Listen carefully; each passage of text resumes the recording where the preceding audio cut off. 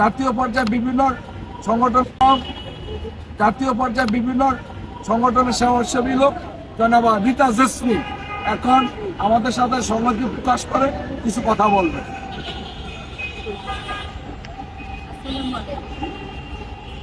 আমি রীতা জেসমিন, ভোলা সদরে আমার বাড়ি।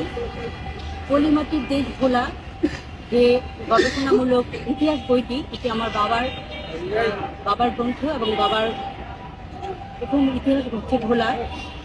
আসলে ভোলা যখন শুনি নামটা, পৃথিবীর যেখানেই থাকি ভিতরে যে একটা অনুভূতি কাজ করে, আপনাদের প্রতিটা পদক্ষেপের সাথে আমি সহমত।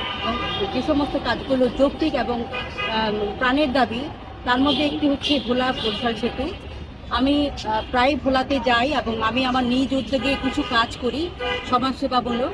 সেখানে আমার সামনে একদিন একটা ভদ্রমহিলার প্রেগনেন্সি অবস্থায় পানি ভেঙে যায়। আমি নিজের চোখে দেখেছি। শিবপুর ইউনিয়নে, এটা নদীর পাড়ে একটি ঘটনা, যে 4-5 জন কোলে করে তাকে নিয়ে যাচ্ছে, কিন্তু উন্নত চিকিৎসা তো দূরের কথা, ভোলা সদরে কোনো একটা হাসপাতালে, কিন্তু শেষ পর্যন্ত বাচ্চাটাকে বাঁচাতে পারেনি। এটা আমার নিজের চোখে দেখা কিছুদিন আগের ঘটনা।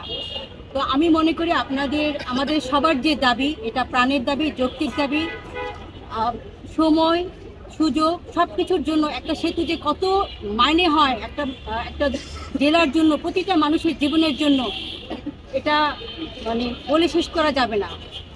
আমি আপনাদের সবার সাথে একমত পোষণ করি এবং আপনাদের এই অনুভূতি এবং আপনাদের দাবির সাথে আমি সবসময় আছি।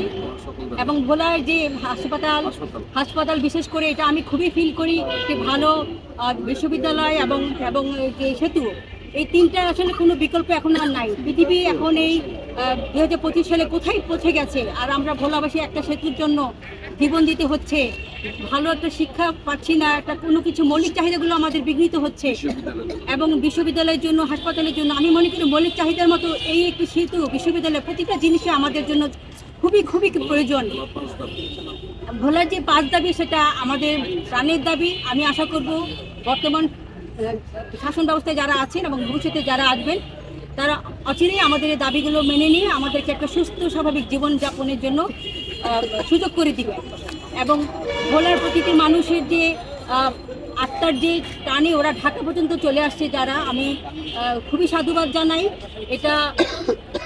এই আওয়াজ আসলে কোনো একক কোনো আওয়াজ নয়, পুরো ভোলাবাসীর একটা আওয়াজ। আমি বিশ্বাস করি এই আওয়াজ আমাদের সর্বোচ্চ স্তরে পৌঁছে যাবে এবং আমাদের এই ভোলা সেতুটি ওনারা পূরণ করে দিবেন এবং আমাদের এই প্রাণের দাবিটি পূরণ করে দিবেন। ভালো থাকবেন সবাই।